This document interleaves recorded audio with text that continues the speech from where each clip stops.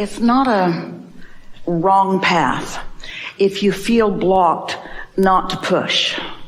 Because procrastination could be split energy, and usually that's a good way of describing it. But it also could be a habit of action that isn't going to get me to where I want to go. And the more I think I'm going to do this thing that isn't a good vibrational match to where I'm going, then the more uncomfortable I feel. And that's what the feeling of procrastination really is. It's split energy. And a lot of people would say, just push through it. But what we would do instead is just take a beat. Don't try to make it happen through action. Acknowledge that you feel stuck.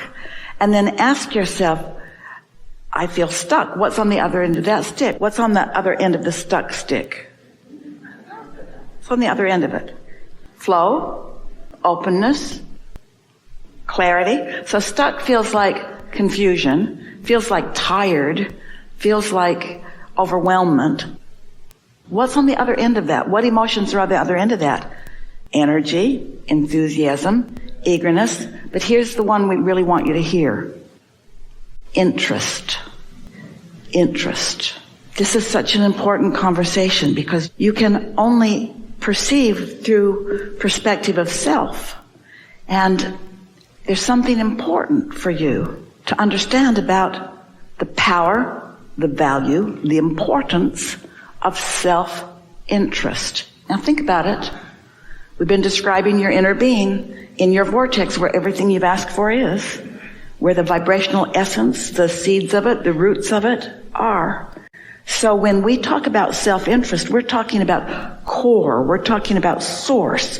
The cooperative components are being gathered, and when you let yourself go to others who want you to go over there or over there or over there, they might call it selfish, and we would too, self-interests. So it's really good for you to follow your self-interests, and it's also really good for you to allow others to do the same.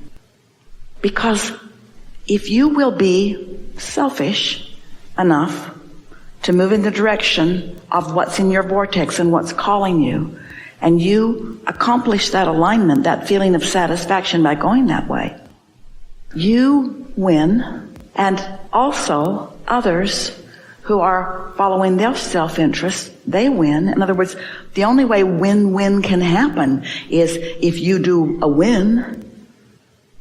A lot of people, they're so opposed to self-interest that they don't let themselves win by aligning with their power and their passion and their current and their desires. So you can't have a win-win without a win. Self-interest is an important thing because think about what interest is. Interest, oh, that's interesting. It's being called in the direction of something that you want. We'll take it further. Satisfaction comes from only one place, moving in the direction of what's in your vortex. And so, good basis for this discussion. We wanted to guide you just a little bit because there's a little bit of discomfort about following self-interest. Because humans teach you that you should be more giving. And we say you can't give what you don't got. If you're not selfish enough to align with this current and align with this momentum and align with this clarity and align with this abundance, you don't have anything to give anyone anyway. So it's an important thing to align with who you are. And do you know, in the same way that there's a win-win, there's a lose-lose. There's confusion about this because there's a lot of people who really want everybody to just do what they need them to do. Don't leave me. Don't leave me, don't leave me, don't leave me, don't leave me. But sometimes you don't find yourself until somebody leaves.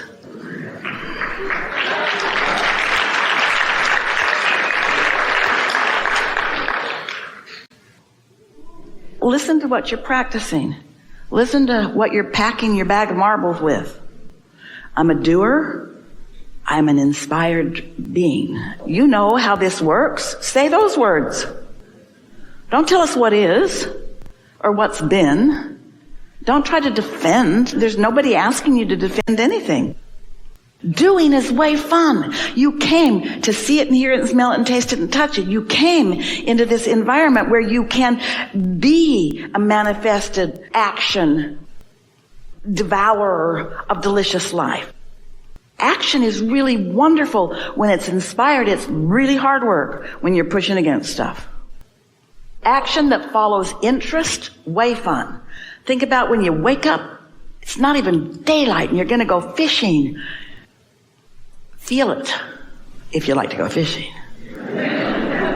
Now, wake up before the sun comes up to go do something that you've been dreading doing for a long, long time. Feel that. Feel that. In other words, get the energy and follow the flow, yeah?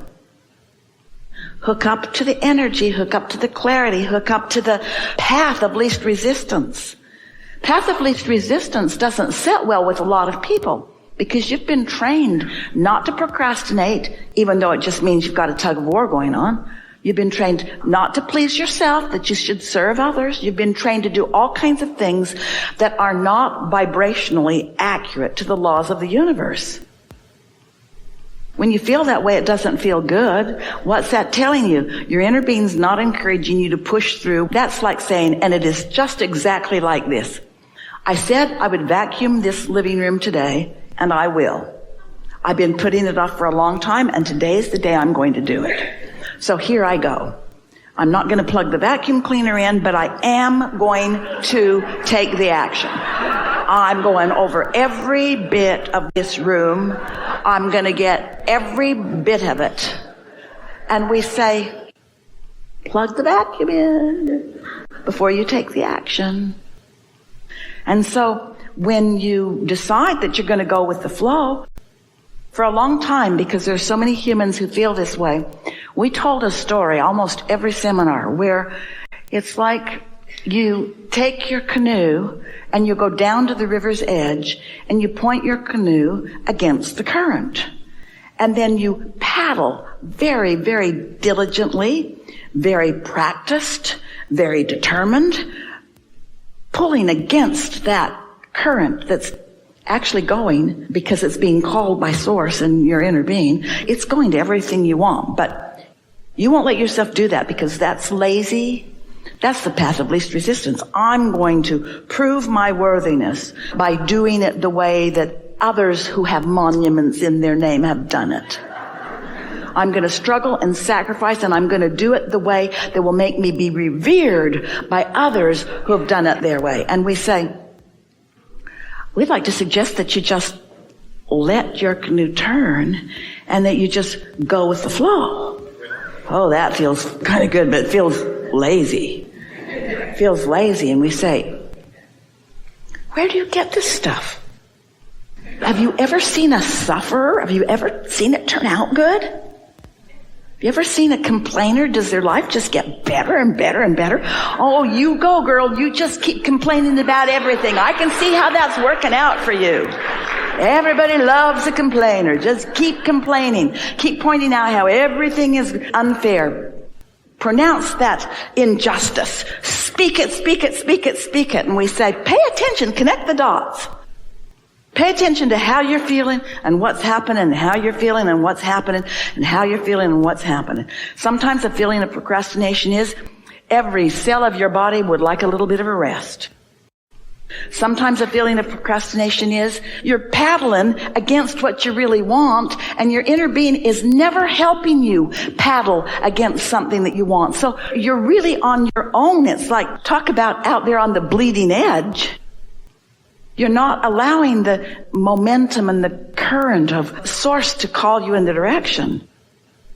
We would redefine for ourselves if we were standing in your physical shoes. We would give a new definition to procrastination. We'd say procrastination is the way I feel when I want something, but I'm turned in opposition to it, but I'm determined to go anyway. It's like there's nothing in myself that's helping me. Esther's sister has a really cute daughter that said to her mother one day, I just don't have any ready to start. I don't have any ready to start. And her wise mother didn't say, well, start anyway. If you don't have any ready to start, you don't have the vacuum plugged in. Don't waste your time. Don't spin your wheels. That's what makes people tired and negative and defeated. They're working against themselves and things aren't working out. And you can't tell when you look at other people. You really can't tell. You can read attitude and you can read body language, but you don't know for sure who's tuned in, tapped in, turned on. Because you don't know what they want. You don't know what their bag of marbles is. You don't know what's been going on with them. Don't try to figure it out from others. Just line up and feel it. Show yourself the difference between what it feels like when you're in alignment and what it feels like when you're not. And then notice the results of when you push through anyway. The pushing through anyway only gives you relief in this sense. When you stop hitting yourself over the head with a hammer, it does feel a little better. But there's way more relief downstream for you. You tend to identify yourself through what you can see and hear and smell and taste and touch.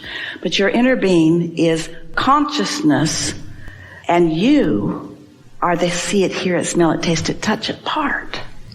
Yes, yes, yes. That's why when you make the decision, so your source energy, and then part of that consciousness comes into your body, splat. But the larger part of you remains non-physically focused, and that's what we call your inner being. The collective of that is what most people refer to as God, or whatever label they give to that all that isness. So as you're here in this physical body, your intent, what you meant to do, was to come, have some clarifying moments that made you important, perusing, sifting, sorting, deciding person that you are, made you define things that you want, knowing that that leading edge asking would cause the whole of you to go to a new place. And then your plan was to use the way you feel to know whether you're in alignment with the new place that you've gone or not. The better you feel, the more playful you are. Usually the younger you are, the more you're called by that. The beasts of your planet, oh, they're experts at that. What's the difference between your beasts? That's a term of endearment, by the way. And humans? They're not trying to think their way through everything. They feel their way. Humans call that instinct. We call it path of least resistance. That flock of birds up there, not banging into each other, everybody knows right where to be. Who's the leader? Not any of them. They all have inner beings. The inner beings offering the idea of the path of least resistance. And usually, there are exceptions of course, but usually they're in sync with it. And you are too. You want to be too. And there are no boundaries to this field, so it includes what you call physical and what we're calling non-physical. So when your inner being brings its bag of marbles to the vibrational field, what it holds for you is appreciation that we can't even find a big enough word for.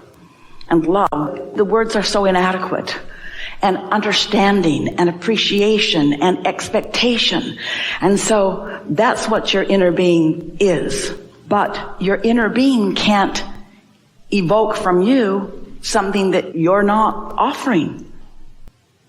Your inner being is always calling as much of you into alignment, into calibration, as you in any moment in time are able to allow. You get to resist or allow because you have the free will to do it. You get to have step one moments. You get to be in moments where you know what you don't want because it's an advantage to you and to all that is. And so your inner being is never standing around saying, not ready yet, in any kind of attitude of impatience.